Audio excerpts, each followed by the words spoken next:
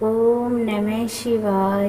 मैं सीता प्रजापति आज लेके आई हूँ सोमवार व्रत कथा।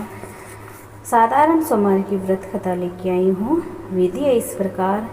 सोमवार का व्रत साधारणतया दिन के तीसरे पहर तक होता है।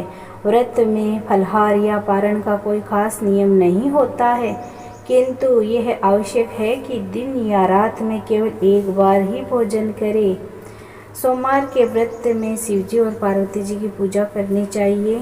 सोमवार के व्रत 3 प्रकार के होते हैं। साधारण प्रति सोमवार, सौम्य प्रदोष और 16 सोमवार।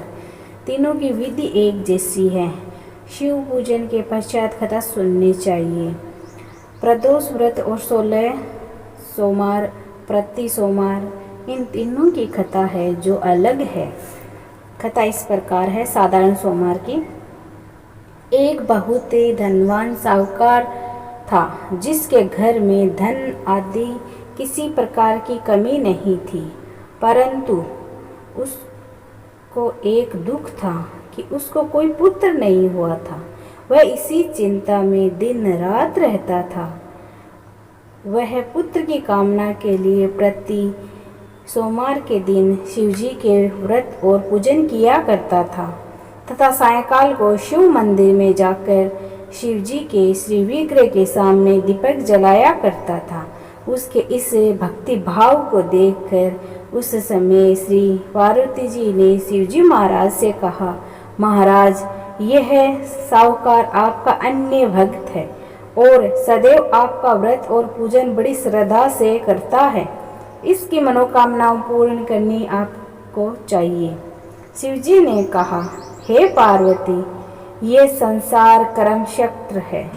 जैसे किसान खेत में जैसा बीज बोता है वैसा ही फल काटता है, उसी तरह इस संसार में प्राणी जैसे कर्म करते हैं वैसे ही फल भोगते हैं। पार्वती जी ने अत्यंत आग्रह से कहा, महाराज, जब यह आपका अन्य भक्त है और इसको अगर किसी प्रकार का दुख है तो उसको अवश्य दूर करना चाहिए, क्योंकि आप सदैव अपने भक्तों पर दयालु होते हैं और उनके दुखों को दूर करते हैं। यदि आप ऐसा नहीं करेंगे तो मनुष्य आपकी सेवा तथा व्रत क्यों करेंगे।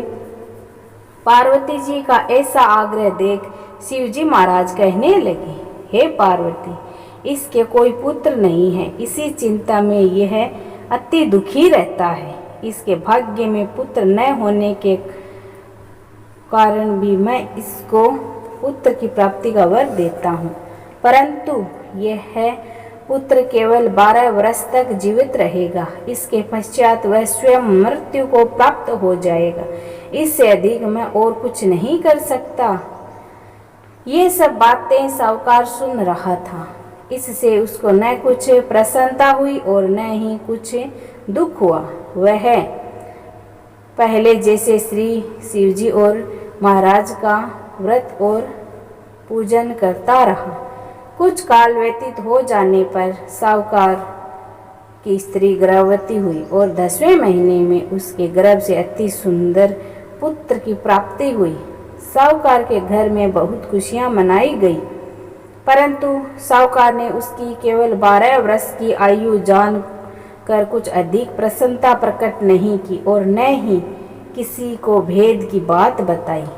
जब वह बालक 11 वर्ष का हो गया तो उस बालक के माता पिता ने उसके पिता से विवाह आदि के लिए कहा, तो वह साहूकार कहने लगा कि अभी मैं इसका विवाह नहीं करूँगा।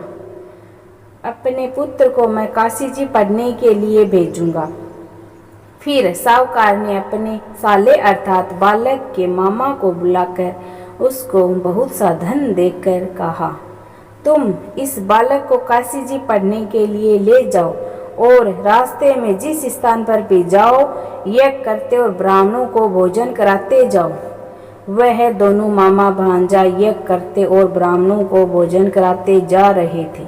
रास्ते में उनको एक शहर में रुकना पड़ा, जहाँ पर राजा का कन्या का विवाह और दूसरे राजा का जो लड़का विवाह करने के लिए बारात लेकर आया था वह राजकुमार एक आंख से काना था। उसके पिता को इस बात की बड़ी चिंता थी कि कहीं वर को देखकर कन्या वाले किसी प्रकार की अड़चन पैदा न कर दे। इस कारण जब उसने अति सुंदर सेठ के लड़के को देखा तो उसने मन में विचार किया कि क्यों न दरवाजे के सामने इस लड़के से वर का काम चलाया जाए। ऐसा विचार कर वर के पिता ने उसे लड़के और मामा से बात की तो वे राजी हो गए। फिर उस लड़के को वर के कपड़े पहनाए तथा घोड़े पर चढ़ाकर दरवाजे पर लाया गया और सब कार्य प्रसन्नता से पूरे हो गए। फिर वर के पिता ने सोचा कि यदि विवाह कार्य भी इसी लड़के से करा लिया जाए तो क्या बुराई है। ऐसा विचार कर लड़के और उसके मामा से कहा, यदि आप फेरों का और कन्यादान के काम को भी करा दे तो आपकी बड़ी कृपा होगी। मैं इसके बदले में आपको बहुत कुछ धन दूंगा। तो उन्होंने स्वीकार कर लिया कि विवाह कार्य भी बहुत अच्छी तरह से संपन्न हो गया। परंतु जिस समय लड़का जाने लगा तो उसने राजकुमारी की चुनरी के पल्लू पर लिखा कि तेरा विवाह तो मेरे साथ हुआ है, परंतु जिस राजकुमार के साथ तुमको भेजा जाएगा वह एक आंख से काना है। मैं तो काशी जी पढ़ने जा रहा हूँ। लड़के के जाने के पश्चात राजकुमारी ने जब चुनरी पर ऐसा हुआ लिखा पाया तो उसने राजकुमार के साथ जाने से मना कर दिया और कहा कि यह मेरा पति नहीं है, मेरा विवाह इसके साथ नहीं हुआ है, वह तो काशी जी पढ़ने गया है। राजकुमारी के माता पिता ने अपनी कन्या को विदा नहीं किया और बारात वापस चली गई। उधर सेठ का लड़का और उसका मामा काशी जी पहुँच गए। वहाँ जाकर उन्होंने यज्ञ करना और लड़के ने पढ़ना शुरू कर दिया।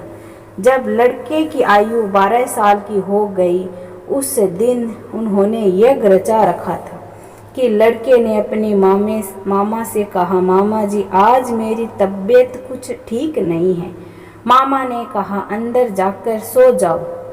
लड़का अंदर जाकर सो गया और थोड़ी देर में उसके प्राण निकल गए। जब उसके मामा ने आकर देखा तो वह मुर्दा पड़ा है तो उसको बड़ा दुख हुआ और उसने सोचा कि अगर मैं अभी रोना पीटना मचा दूंगा तो यज्ञ का कार्य अधूरा रह जाएगा। अतः उसने जल्दी से यज्ञ का कार्य समाप्त कर ब्राह्मणों को जाने के बाद रोना पीटना आरंभ कर दिया। संयोगवश से उसी समय शिवजी और पार्वती जी उधर से जा रहे थे। जब उन्होंने जोर जोर से रोने की आवाज़ सुनी तो पार्वती जी कहने लगी, महाराज कोई दुखिया रो रहा है, इसके कष्ट को दूर कीजिए। जब शिवजी पार्वती जी ने पास जाकर देखा तो वह एक लड़का मुर्दा पड़ा था। पार्वती जी कहने लगी, महाराज ये तो उसी सेठ का लड़का है जो आपके वरदान से हुआ था। शिवजी कहने लगी, हे पार्वती इसकी आयु इतनी थी सो ये भोग चुका है। तब पार्वती ने कहा, हे महाराज इस बालक को और आयु दो, नहीं तो इसके माता पिता तड़प तड़प कर मर जाएंगे। पार्वती जी के बार बार आग्रह करने पर शिवजी ने उसको जीवन वरदान दे दिया और शिवजी महाराज की कृपा से लड़का जीवित हो उठा और शिवजी और पार्वती जी तो कैलाश चले गए। वह लड़का और मामा उसी तरह यज्ञ करते और ब्राह्मणों को भोजन कराते जा रहे थे अपने घर की ओर। रास्ते में उसी शहर में आए जहां उसका विवाह हुआ था। वहां पर आकर उन्होंने यज्ञ आरंभ कर दिया तो उस लड़के के ससुर ने उसको पहचान लिया और अपने महल में ले गया। ले जाकर उसकी बड़ी खातिरदारी की, साथ ही बहुत दास दासियां ने उसकी खूब सेवा की और आदरपूर्वक लड़की और जमाई को विदा किया। जब वे अपने शहर के निकट आए तो मामा ने कहा कि मैं पहले जाकर खबर कर आता हूँ। जब उस लड़के के मामा